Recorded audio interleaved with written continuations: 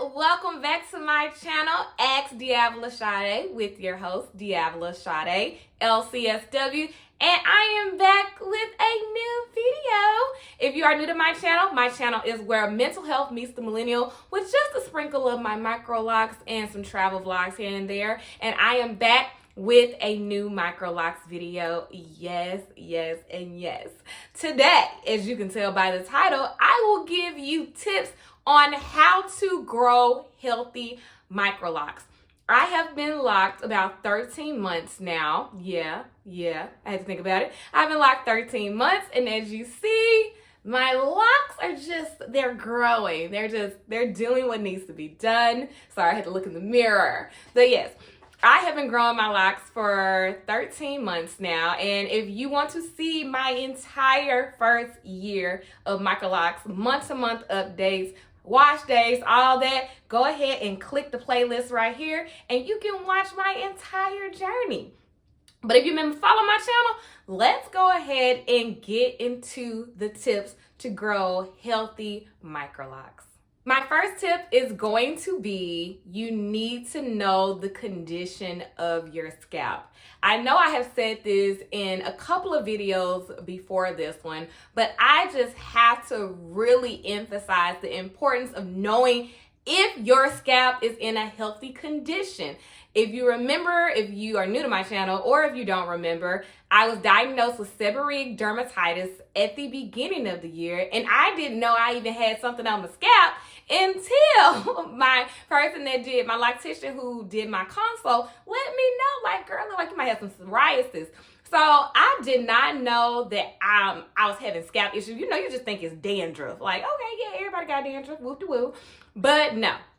So you really should know the condition of your scalp. And even if it's not seborrheic dermatitis, it could definitely be alopecia, thinning, anything. You need to know the condition of your scalp before, really before you get Microlocs. But this would definitely aid in you having great or healthy Microlocs, knowing that you have a healthy scalp. So make sure that is a priority to maintain a healthy scalp in order to grow like thriving Microlocs.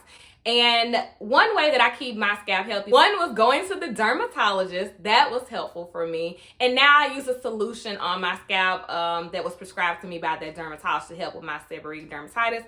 And also, make sure you're keeping your scalp clean, which we'll get more into that in the future tips or later tips down this video. So, yeah. Which brings me to my next tip is going to be washing your hair and your scalp. It is imperative to make sure you keep clean hair and clean scalp. Now, the reason I feel like I have to say this, because I think, one, everybody's hair is different, but there's a misconception that when you get locks, you don't have to wash it as often, or you don't have to wash it, wash it as often as you would like your loose natural hair. And for some people hair, yes, especially when they got starter locks, they might not wash as often because they want their locks to mature. Completely okay. You, one, have to listen to your hair because you know your hair better than me or anybody else. This is just work for me. I wash my hair, if not once a week, and usually it's once a week, but at the max every 2 weeks. The only time I will stretch out my wash days is if I get a fresh retie. And baby, I go 2 weeks in before I wash my hair because I be wanting that, I don't be wanting the frizzies to come out. But yeah, keeping a clean scalp and hair will be so beneficial for you to grow thriving Microlocs. I like to try different shampoos, but I think, from the different reviews I've done over the past couple of months, I might be going back to the basics as far as like my head and shoulders because of the winter months. I got the head and shoulders, which I did a video on. I'll link it there. But I did a video with the head and shoulders. That's for naturally curly hair. The royal oils, that's what it's called. And now that it's about to get cold again, I feel like my scalp is feeling a little more, dry, or it's feeling drier. So I definitely want to feel like I'm aiding in not making my seborrheic dermatitis worse. So that's something I'll probably be going back to. But just make sure you wash your hair and scalp. Like that's something you need to maintain or grow healthy Microlocs. My next tip is moisturizing your hair. Now, I'm not saying you need to be moisturizing your hair every day. To each his own. For me, I'm really tongue-tied today. What is going on? Okay, I moisturize once a week, and it's during wash day. That's probably the only time I will spray a leave-in in my hair. Outside of that, I haven't had dry locks. I haven't experienced that, but I also think it's because I wash my hair frequently as once a week. But if I do find myself needing to refresh, I might refresh once that week outside of that wash day. Outside of that, I don't need to like soak my hair or just moisturize it daily. But again, you have to listen to your own hair, but you still want to keep your hair moisturized. You want your locks to thrive. Like, look at those. Look at these juicy curls, okay? Look at these. Look at just the thriving of my Microlocs. And it's because I do feel like it is important to moisturize, but you have to know how often you need to moisturize your own locks. And that's just, trial and error. You don't have to be perfect at this. I think there's a misconception that there's a right and wrong way to do Microlocs, sister locks, traditional locks, and it's not.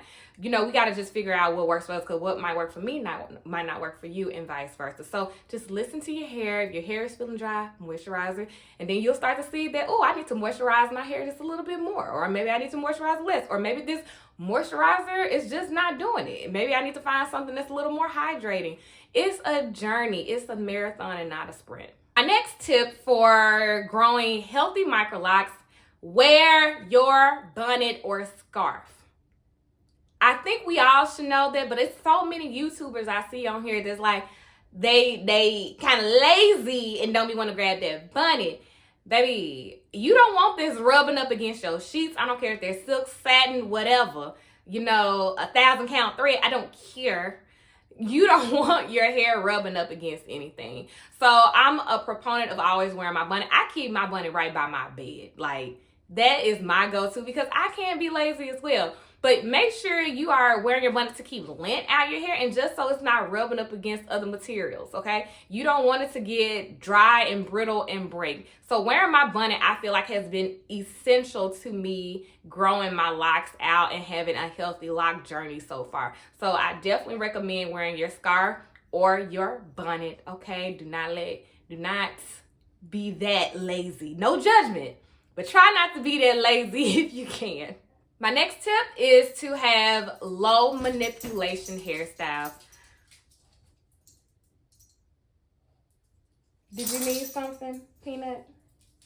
Did you need something?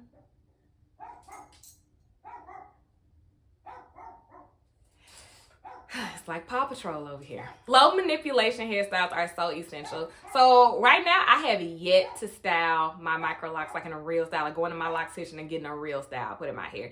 I have done cocoon curls, which I have a video for there. I'll link it here. But outside of that, I wear my hair down. I might wear it in a low ponytail if I'm going to work out or going to stroll or step practice. But outside of that, I leave my hair alone. So try to make sure that you're having low manipulation hairstyles. Make sure nothing is pulling on your edges. I will be trying to style for the first time in December, because I will be graduating with my doctorate. So I'm gonna do a little fancy schmancy for my graduation pictures. So I will be trying to style then. I can probably video that for you, or record that for you. Record that for you.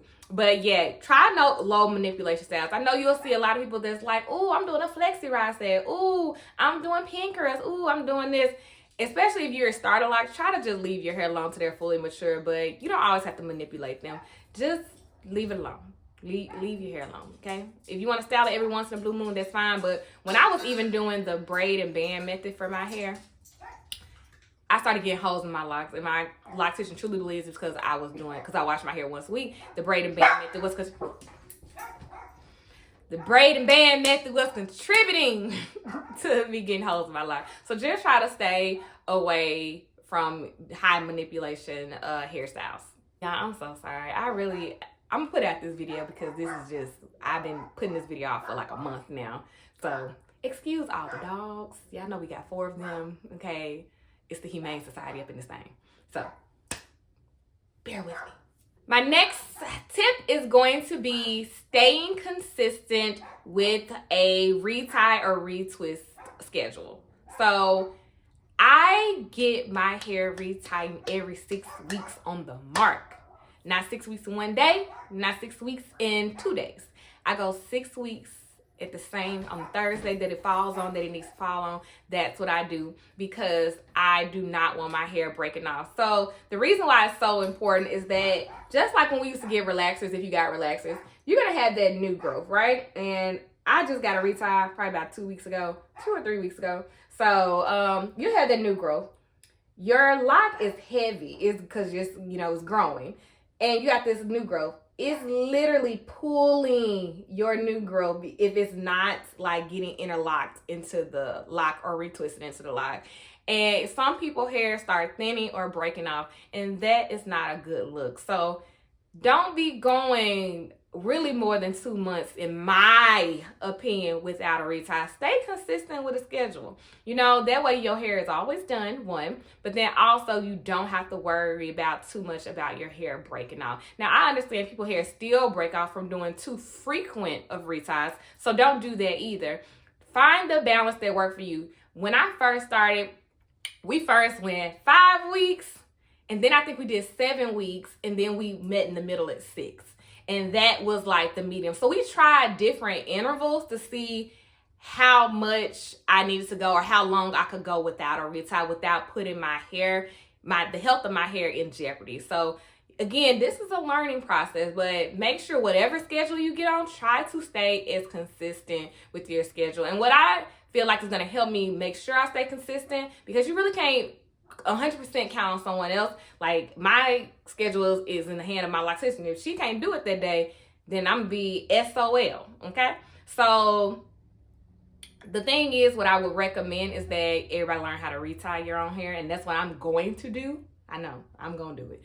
I'm gonna learn how to retie, and I'll make sure I do a video of me learning how, but I'm gonna learn how to retie my own hair, just for those appointments that might get canceled due to unforeseen circumstances, and I can stay on schedule. My last and final tip. Yes, it is the last and the final, because I needed both of those words to do that. Keep your hands out of your hair. Keep all this, like, y'all see this? Y'all see this inch? Keep your hands out of your hair. It's just like when you was a loose natural.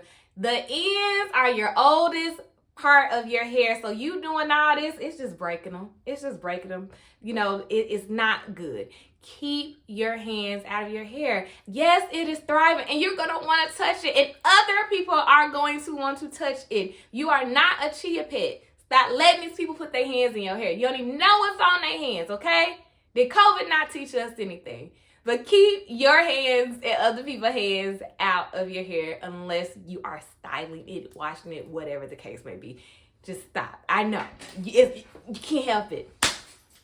Not trying to be your therapist, even though I am a therapist. Maybe a little anxiety. You might want to check that out. But I can't diagnose you because I don't know you. But yes, keep your hands out of your hair, y'all. I love that I'm really getting that hang time back here. It's giving. Yes, I'm doing the extra to get it down there, but it's giving. It's giving length. And I didn't want to touch my hair, but I have to remember that leaving my hair alone is the best love that I can give my locks as they continue to mature. All right, you guys, thank you so much for tuning in to my video, tuning into my channel. Thank you for all the support over the past year. I am super excited that you joined me today, and I hope that this video was helpful. If you are new to my channel, go ahead and subscribe for more Microlocs content. We're about to start back my mental health content. I know I say that probably every video, but yes, I'm for real. It probably won't be this year though. January, top of the year, I'm ready to come back and start doing mental health and Microlocs and more travel vlogs. So yeah, but right now we're gonna probably finish out the year with just Microlocs video. But come on, subscribe, follow me on Facebook, Instagram, and Twitter, DeAvila Sadé, and I'll see you in the next video. Bye, you guys.